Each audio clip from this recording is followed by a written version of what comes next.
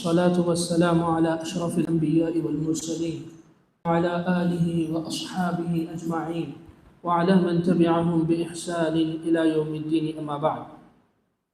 قال الإمام محمد بن عبد الوهاب رحمه الله: باب ما جاء في التغليظ في من عبد الله عند قبر رجل صالح فكيف إذا عبده. امام محمد بن عبد الوہاب رحمۃ اللہ علیہ نے کتاب التوحید میں ایک نیا عنوان قائم کیا ہے، جس میں انہوں نے اس بات کا تذکرہ فرمایا: باب ما جاء، باب عنوان اس مسئلے کے متعلق التغلیظ فی من عبد اللہ عند قبر رجل صالح، کہ اگر کوئی آدمی کسی نیک آدمی کی قبر کے پاس عبادت کرتا ہے تو شریعت نے اس پر بھی وعیدیں سنائی ہیں۔ فکیف اذا عبدہ، جب شریعت نے ایک نیک آدمی کی قبر کے پاس عبادت کرنے کی وعیدیں سنائی ہے تو نیک آدمی کی عبادت کرنا یہ کتنا بڑا جرم ہو سکتا ہے۔ مسئلہ یہاں پر امام محمد بن عبد الوہاب رحمۃ اللہ علیہ ذکر یہ کرنا چاہتے ہیں کہ شریعت اسلامیہ ہمیں اور آپ کو یہ تعلیم دیتی ہے کہ کسی بھی نیک آدمی کی قبر یا پھر عام قبر کے پاس بھی جا کر آدمی عبادت نہیں کر سکتا ہے۔ ہاں، اس کی نیت نیک ہو سکتی ہے، وہ آدمی عبادت تو اللہ تبارک و تعالیٰ کی کر رہا ہے، اس کی نیت صاف ہے، اس کی نیت پاک ہے، لیکن جس جگہ کا انتخاب اس آدمی نے کیا ہے وہ جگہ عبادت کے لائق نہیں ہے، وہ جگہ عبادت کے لیے مناسب نہیں ہے۔ کسی قبر کے پاس جا کر عبادت کرنا، حالانکہ وہ اللہ کی ہی عبادت کیوں نہ ہو، پھر بھی شریعت نے اس سے منع فرمایا ہے۔ تو اس مسئلے میں شریعت نے جب منع فرمایا تو اگر کوئی آدمی قبر کے پاس جا کر اللہ کی عبادت کرنے کے بجائے اسی نیک آدمی کی عبادت شروع کر دے تو یہ تو اور بڑا جرم ہو جائے گا۔ تو اسی بات کو امام محمد بن عبد الوہاب رحمۃ اللہ علیہ نے ذکر کیا کہ جب شریعت ہمیں اور آپ کو کسی قبر کے پاس اللہ کی عبادت کرنے سے منع فرماتی ہے تو اسی نیک آدمی کی عبادت کرنا کیسے جائز ہو سکتا ہے۔ یہاں پر یہ بات یاد رکھیں، قبروں کا جہاں بھی تذکرہ آتا ہے مسلمانوں کو یہ بات یاد رکھنی چاہیے کہ قبرستان آپ جائیں، قبروں کے پاس آپ جائیں، یہ جائز ہے، لیکن قبروں کے پاس جانے کی نیت آپ کی قبروں میں مدفون لوگوں کو فائدہ پہنچانا ہونا چاہیے۔ آپ قبرستان جائیں تو آپ کے پاس مقصد یہ ہونا چاہیے کہ قبر میں جو آدمی مدفون ہے اس کو آپ فائدہ پہنچائیں۔ کیسے؟ آپ اس آدمی کے حق میں دعا کریں، اس کے لیے مغفرت طلب کریں، یہ اللہ تبارک و تعالیٰ کے پاس اس آدمی کو فائدہ پہنچائے گی۔ تو قبرستان یا پھر قبر کے پاس جانا یہ ان لوگوں کو فائدہ پہنچانے کے لیے آپ جا سکتے ہیں، اور قبر میں مدفون لوگ، قبر میں رہنے والے لوگ زندہ لوگوں کے سب سے زیادہ محتاج دعاؤں کے مسئلے میں ہوتے ہیں۔ دعائیں جتنا ان کو فائدہ پہنچاتی ہیں، آپ کا استغفار کرنا، آپ کے لیے ان کے لیے مغفرت طلب کرنا، یہ جتنا فائدہ پہنچاتا ہے اس سے بڑی کوئی چیز فائدہ نہیں پہنچا سکتی ہے۔ تو اس لیے قبرستان کی زیارت یا قبروں کے پاس جانا یہ جائز ہے اس صورت میں جب آپ قبر میں مدفون لوگوں کے لیے فائدہ پہنچانے کی غرض سے جائیں۔ اس کے بالمقابل اگر کوئی آدمی ان سے فائدہ حاصل کرنے کے لیے جاتا ہے، یہ شریعت کی نظر میں ناجائز ہے اور یہ شرک تک آدمی کو لے کر جائے گا۔ تو اس وجہ سے ہماری اور آپ کی غرض، ہمارا اور آپ کا مقصد قبروں کے پاس جانا یہ ہونا چاہیے کہ قبر میں دفن ہونے والے آدمی کو ہم اپنی دعاؤں کے ذریعے سے فائدہ پہنچائیں، اور یہ ہمارا مقصد کبھی بھی نہیں ہونا چاہیے کہ ہم وہاں پر جا کر اس سے دعائیں کرتے ہوئے اس سے فائدہ حاصل کرنے کی کوشش کریں۔ امام محمد بن عبد الوہاب رحمۃ اللہ علیہ نے امام بخاری رحمۃ اللہ علیہ کی ایک حدیث یہاں پر سب سے پہلے نقل کی۔ حضرت عائشہ رضی اللہ عنہا روایت کرتی ہیں ان ام سلمۃ ذکرت لرسول اللہ صلی اللہ علیہ وسلم کنیسۃ رأتها بأرض الحبشہ۔ حضرت ام سلمہ رضی اللہ عنہا نے اللہ کے نبی کے سامنے ایک کنیسہ کا تذکرہ فرمایا۔ کنیسہ کہتے ہیں یہودیوں اور عیسائیوں کی عبادت کرنے کی جگہ، چرچ وغیرہ جس کو ہم اور آپ جانتے ہیں اسی کو کہتے ہیں۔ انہوں نے اس کا تذکرہ اللہ کے نبی صلی اللہ علیہ وسلم کے سامنے کیا، اور حضرت ام سلمہ نے یہ کنیسہ حبشہ میں دیکھا تھا۔ حبشہ ایک سرزمین کا نام ہے، ایک ملک کا نام ہے، وہاں پر انہوں نے دیکھا۔ وما فیہا من الصور، تو اللہ کے نبی صلی اللہ علیہ وسلم کے سامنے اس میں جو تصویریں تھیں اس کا بھی تذکرہ حضرت ام سلمہ نے کیا. فقال، تو اللہ کے نبی صلی اللہ علیہ وسلم نے کہا اولئک، یہ وہ لوگ ہیں، اذا مات فیہم الرجل الصالح اب العبد الصالح، جب ان میں کا کوئی نیک بندہ انتقال کر جاتا، ان میں کا کوئی نیک آدمی انتقال کر جاتا، بنوا علی قبرہ مسجدا، تو ان کی قبروں کے اوپر یہ لوگ مسجدیں تعمیر کر لیا کرتے تھے. یہاں پر اس کے بعد امام ابن تیمیہ رحمۃ اللہ علیہ کا ایک قول امام محمد بن عبد الوہاب رحمۃ اللہ علیہ نے ذکر کیا، کہا فَهَؤُلَاءِ جَمَعُوا بَيْنَ فِتْنَتَيْنِ، ان لوگوں کے اندر اس وجہ سے دو بڑے فتنے داخل ہو گئے، فتنۃ القبور، ایک قبروں کا فتنہ، اور دوسرا تماثیل کا فتنہ، بتوں کا فتنہ. کیسے؟ وہ اس حیثیت سے کہ اللہ تبارک و تعالیٰ کی عبادت کی غرض سے ہی ان لوگوں نے مسجد کو تعمیر کیا،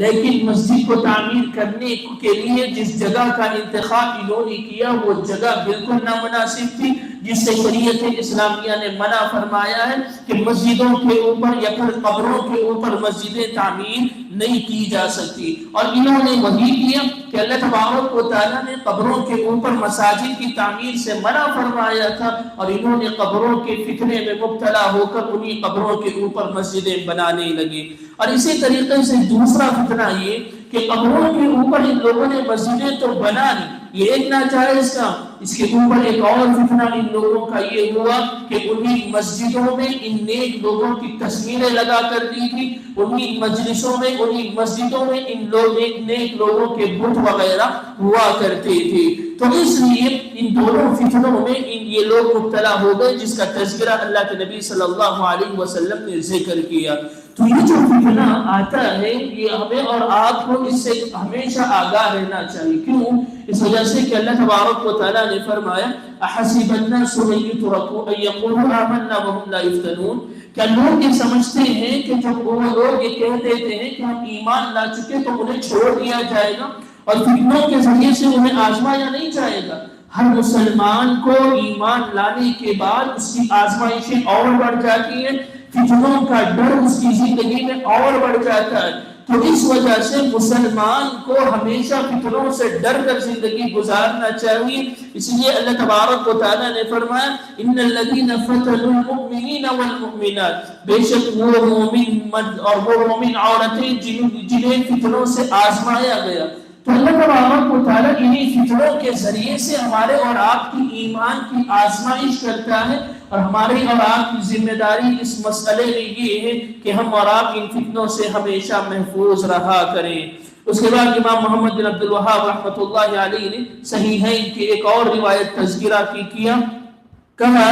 وَلَهُمَا، اور امام مسلم اور امام بخاری رحمۃ اللہ علیہ کی کتاب میں عنہا حضرت عائشہ رضی اللہ عنہا سے روایت ہے، قالت کہتی ہے لما نزل برسول اللہ صلی اللہ علیہ وسلم، جب اللہ کے نبی صلی اللہ علیہ وسلم کی موت کا وقت قریب آ گیا، طَفِقَ يَطْرَحُ خَمِيصَةً لَهُ عَلَى وَجْهِهِ، اللہ کے نبی صلی اللہ علیہ وسلم جو چادر اللہ کے نبی کے پاس تھی اپنے چہرے پر ڈالتے اور اپنے چہرے سے ہٹاتے. یعنی یہ ایک کیفیت ایسی تھی کہ جب روح قبض کی جاتی ہے، جس کو ہم اور آپ غرغرے کا وقت کہتے ہیں، یہ بہت ہی بڑا تکلیف کا وقت ہوتا ہے. اسی تکلیف کو برداشت کرتے ہوئے اللہ کے نبی کبھی چادر اپنے چہرے پر ڈالتے، کبھی چادر اپنے چہرے سے ہٹا دیتے. فَإِذَا اغْتَمَّ بِهَا كَشَفَ، جب یہ تکلیف کم ہو جاتی اللہ کے نبی صلی اللہ علیہ وسلم چادر کو ہٹا دیا کرتے تھے. اسی دوران اللہ کے نبی صلی اللہ علیہ وسلم نے امت کو ایک بہت بڑی وصیت کی. اللہ کے نبی نے کہا فقال وهو كذلك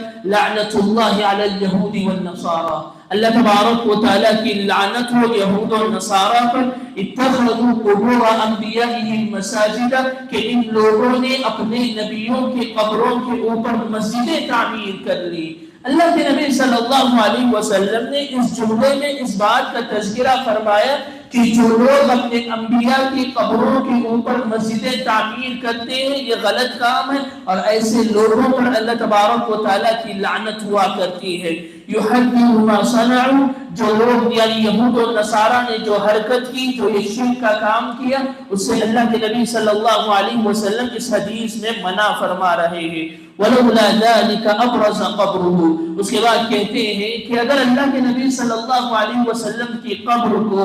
مسجد بنانے کا ڈر نہ ہوتا تو اللہ کے نبی صلی اللہ علیہ وسلم کی قبر کو لوگوں کے سامنے لایا جاتا۔ ہم اور آپ جانتے ہیں کہ اللہ کے نبی صلی اللہ علیہ وسلم کی قبر حضرت عائشہ رضی اللہ عنہا کے کمرے میں، اللہ کے نبی صلی اللہ علیہ وسلم کی قبر حضرت عائشہ رضی اللہ عنہا کے حجرے میں ہے اور اس کو مکمل طریقے سے بند کر دیا گیا ہے۔ تو راوی حدیث کہتے ہیں کہ اگر اللہ کے نبی صلی اللہ علیہ وسلم کی قبر کو ظاہر کر دیا جاتا تو اس بات کا بہت ہی زیادہ ڈر تھا کہ لوگ وہاں پر عبادت کرنے لگتے۔ غیر انہ خشی ان یتخذ مسجدا، تو اللہ کے نبی صلی اللہ علیہ وسلم کو اس بات کا ڈر ہوا کہ کہیں لوگ اس قبر کو بھی مسجد نہ بنا لیں۔ تو یہاں پر ہمیں اور آپ کو اس مسئلے میں یہ سمجھنا ضروری ہے کہ یہاں پر دو مصلحتیں ہیں۔ اللہ کے نبی صلی اللہ علیہ وسلم کی قبر جو حضرت عائشہ رضی اللہ عنہا کے کمرے میں ہے، اس کی دو بڑی مصلحتیں ہیں۔ سب سے بڑی مصلحت یہ ہے کہ جیسا کہ یہاں پر راوی نے تذکرہ فرمایا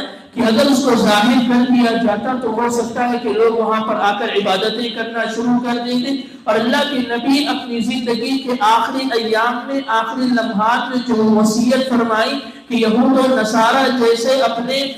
انبیاء کی قبروں پر مساجدیں تعمیر کر لیا کرتے تھے، اس سے بچو، اس پر عمل نہیں ہو سکتا تھا، یعنی یہ وصیت اللہ کے نبی صلی اللہ علیہ وسلم کی چلی جاتی۔ اور دوسری بڑی مصلحت یہ ہے کہ اللہ تبارک و تعالیٰ کا یہ قانون ہے کہ انبیاء علیہ السلام جہاں کہیں انتقال کرتے ہیں، قانون یہ ہے کہ ان کو وہیں پر دفن کر دیا جائے۔ اللہ کے نبی صلی اللہ علیہ وسلم کی وفات حضرت عائشہ رضی اللہ عنہا کے حجرے میں ہوئی تو اللہ کے نبی صلی اللہ علیہ وسلم کو وہیں پر دفن کر دیا گیا۔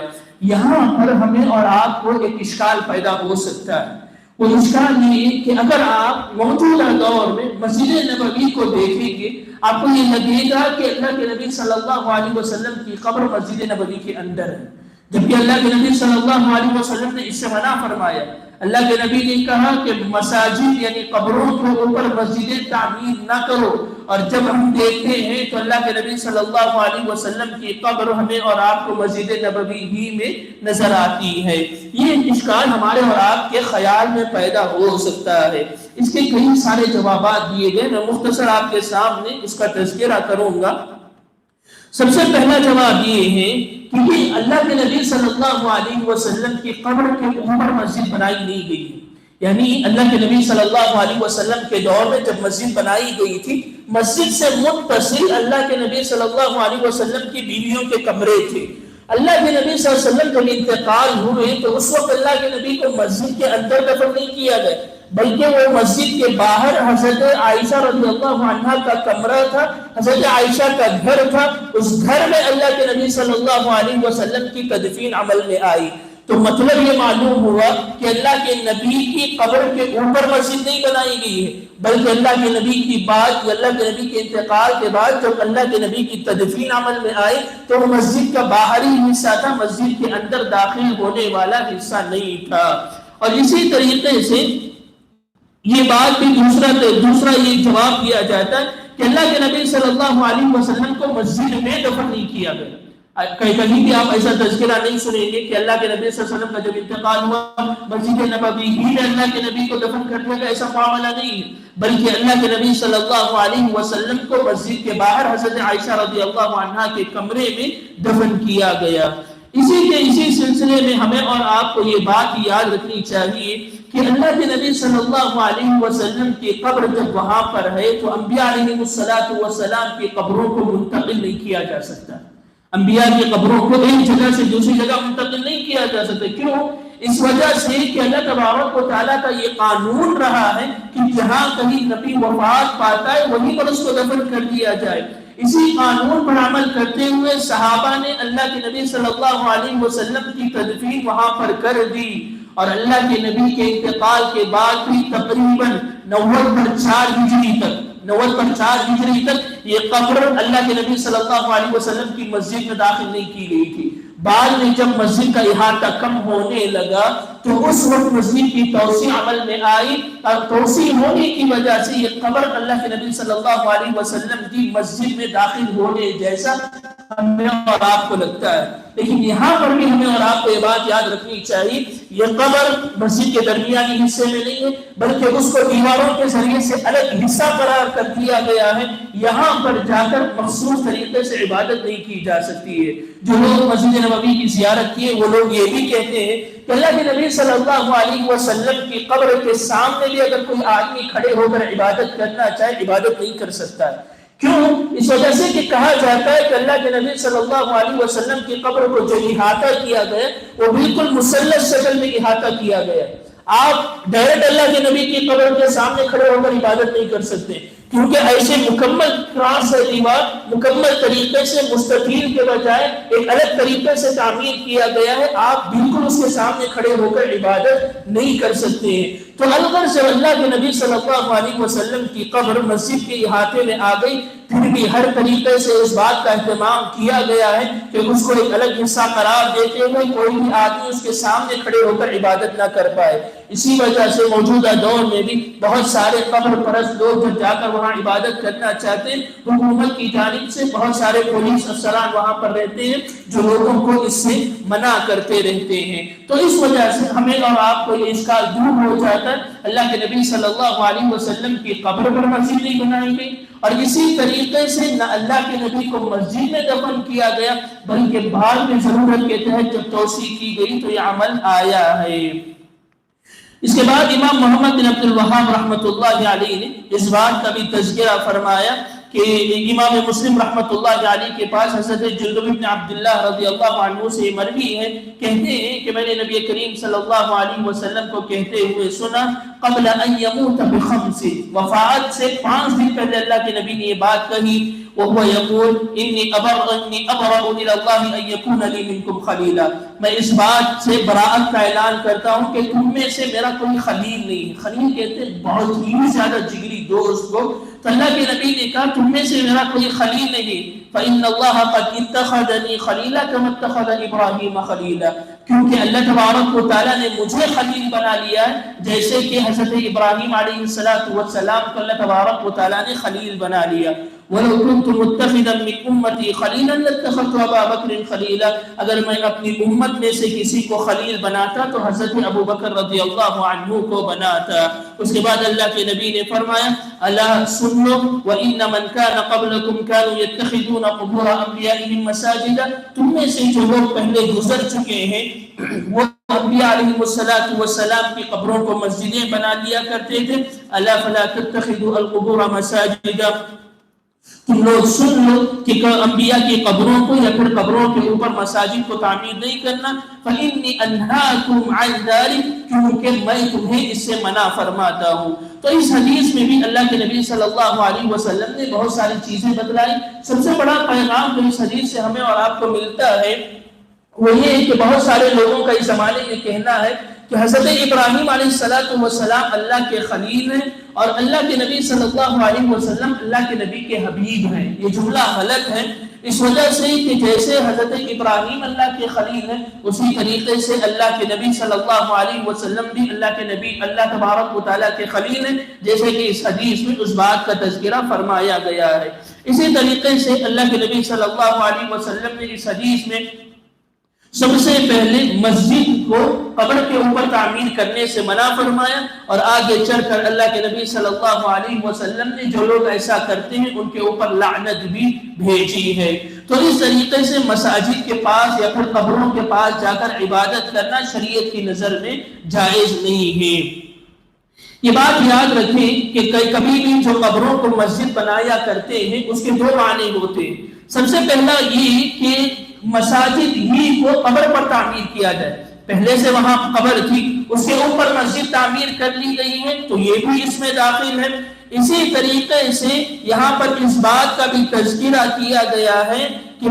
نماز کے لیے کسی ایسی جگہ کا انتخاب کیا جائے جہاں پر پہلے سے قبریں تھیں۔ جہاں پر پہلے سے قبریں تھی وہاں پر اگر کوئی آدمی جا کر اللہ تبارک و تعالیٰ کے لیے بھی نماز پڑھتا ہے تو ایسی صورت میں یہ بھی ناجائز ہے۔ آخری حدیث امام محمد بن عبد الوہاب رحمۃ اللہ علیہ نے اس مسئلے میں ذکر کی۔ امام احمد رحمۃ اللہ علیہ کے پاس حضرت عبداللہ بن مسعود رضی اللہ عنہ سے مروی ہے، اللہ کے نبی صلی اللہ علیہ وسلم نے فرمایا ان من شرار الناس، بے شک لوگوں میں سب سے زیادہ شریر لوگ، سب سے زیادہ شر پسند افراد وہ ہیں من تدرکهم الساعة وهم احیاء، جن کو قیامت آئے گی، جن کے اوپر قیامت آئے گی اس حال میں کہ وہ لوگ زندہ ہوں گے، والذین یتخذون القبور المساجد، اور یہ وہ لوگ ہوں گے جنہوں نے قبروں کو مسجد بنا لیا ہوگا۔ تو اللہ کے نبی صلی اللہ علیہ وسلم نے یہ بات بیان فرمائی کہ قیامت ایسے لوگوں کے اوپر قائم ہوگی جنہوں نے قبروں کے اوپر مسجدیں بنا لی ہیں۔ اور اس کے بعد دوسری بات کا تذکرہ اللہ کے نبی نے فرمایا کہ یہ لوگ مخلوقات میں سب سے زیادہ، یعنی انسانوں میں سب سے زیادہ شر پسند لوگ ہیں، سب سے زیادہ شریر لوگ ہیں۔ یہ جو تمام حدیثیں ہم لوگوں نے سنی، اس میں ایک بات ہمیں اور آپ کو سمجھ میں آتی ہے کہ اللہ کے نبی صلی اللہ علیہ وسلم نے قبروں کے پاس مسجدیں تعمیر کرنے سے منع فرمایا، اور جو لوگ ایسا کرتے ہیں اللہ کے نبی صلی اللہ علیہ وسلم نے ان کے اوپر لعنت بھیجی۔ یہاں پر مسئلے کو غور کرتے دیکھیں تو آپ کو یہ بات معلوم ہوگی کہ جب مسجد بنائی جاتی ہے قبروں کے پاس تو قبر کی عبادت کرنا مقصود نہیں ہوتا ہے، بلکہ مسجد جب تعمیر کی جاتی ہے اللہ کی عبادت کرنا مقصود ہوتا ہے۔ لیکن جس مقام کا انتخاب کیا جا رہا ہے وہ مقام شریعت کی نظر میں ناجائز ہے، کیونکہ یہاں پر قبریں ہیں، یہاں سے شرک کا راستہ آسان ہوتا ہے۔ تو اللہ کے نبی نے اس سے سب سے پہلے منع فرمایا، اور اس کے بعد جو لوگ ایسا کرتے ہیں، یعنی جن لوگوں نے قبروں کے اوپر مسجدیں بنا لی، اللہ کے نبی نے ان پر لعنت بھیجی اور امت سے کہا کہ اس فتنے سے محفوظ رہو۔ یہاں ہمیں اور آپ کو یہ بات سمجھ میں آتی ہے کہ اللہ کے نبی صلی اللہ علیہ وسلم نے قبروں کے قریب عبادت کرنے سے منع فرمایا۔ قبروں کے پاس آپ جا کر اللہ تبارک و تعالیٰ سے دعا نہیں کر سکتے، قبر والے کے حق میں دعا کر سکتے ہیں، لیکن وہاں کھڑے ہو کر عبادت کرنا، وہاں کھڑے ہو کر نماز ادا کرنا، وہاں کھڑے ہو کر کسی دوسرے کے لیے یعنی اپنے لیے دعائیں کرنا، شریعت اس سے ہمیں اور آپ کو پوری طریقے سے منع فرماتی ہے۔ اب ان لوگوں کا معاملہ کیا ہے جو قبروں کے پاس جا کر قبر میں لوگ جو مدفون ہیں انہی کی عبادت کرتے ہیں۔ جب شریعت نے اس سے منع فرمایا ہے کہ کوئی بندہ عبادت تو اللہ کی کر رہا ہے لیکن جگہ کا انتخاب غلط ہے، قبروں کے پاس کھڑے ہو کر عبادت کر رہا ہے، اسی سے اللہ کے نبی صلی اللہ علیہ وسلم نے منع فرمایا، انہی پر اللہ کے نبی نے لعنت بھیجی۔ تو ان لوگوں کا حال کیا ہوگا، ان لوگوں کا جرم کتنا بڑا ہوگا جو لوگ انہی قبروں کے پاس کھڑے ہو کر انہی قبروں کی عبادت کرتے، انہی لوگوں سے دعائیں مانگتے، انہی لوگوں کے لیے منتیں مانگتے، انہی سے اپنی پریشانیاں ذکر کرتے، انہی سے مدد طلب کرتے ہیں۔ تو ان لوگوں کا انجام کیا ہوگا، یہ کیسے شریعت میں جائز ہو سکتا ہے، اس بات کا تذکرہ امام محمد بن عبد الوہاب رحمۃ اللہ علیہ ہمیں اور آپ کو سمجھانا چاہتے ہیں۔ تو الغرض شریعت اسلامیہ ہمیں اور آپ کو شرک کی طرف لے جانے والے ہر راستے سے روکتی ہے، ہر راستے سے روکتی۔ کیوں؟ اس وجہ سے کہ شریعت ہمیں اور آپ کو یہ بات سکھلاتی ہے کہ آپ موجودہ دور میں آپ کی نیت یہ نہیں ہے کہ آپ اللہ ہی کی عبادت کر رہے ہیں، آپ کی نیت قبر کی عبادت کرنا نہیں ہے، لیکن یہی عبادت آپ کو شرک تک لے جائے گی۔ آپ کے بعد آنے والی نسلیں سمجھیں گی کہ یہ لوگ اللہ کی عبادت کرنے کے بجائے قبروں کی عبادت کیا کرتے تھے۔ شرک کی طرف لے جانے والے ہر راستے سے شریعت نے روکا ہے، تو شریعت شرک سے کیسے نہیں منع فرمائے گی؟ جب شرک کی طرف لے جانے والا راستہ ممنوع ہے تو شرک کیسے شریعت میں جائز ہو سکتا ہے؟ ہر مسلمان کو اس بات کو سمجھنے کی ضرورت ہے۔ البتہ جو بھی لوگ قبر وغیرہ کی عبادت کرتے ہیں انہیں یہ بات سمجھ لینا چاہیے کہ شریعت ہمیں اور آپ کو یہ بات سکھلاتی ہے کہ آپ غلط جگہوں پر صحیح عبادت نہیں کر سکتے ہیں، تو غلط جگہوں پر جا کر غلط عبادتیں کرنا شریعت کی نظر میں یہ بات کبھی قابل قبول نہیں ہے۔ اللہ تبارک و تعالیٰ سے دعا ہے کہ اللہ تبارک و تعالیٰ ہمیں اور آپ کو قبروں کے فتنوں سے محفوظ رکھے، شرک کے فتنے سے اللہ تبارک و تعالیٰ ہماری اور آپ کی حفاظت فرمائے، جب تک اس دنیا میں رکھے ایمان اور اسلام پر رکھے، اور جب خاتمہ ہو تو خاتمہ بالخیر ہو۔ وصلی اللہ علی نبینا محمد وعلی آلہ وصحبہ اجمعین۔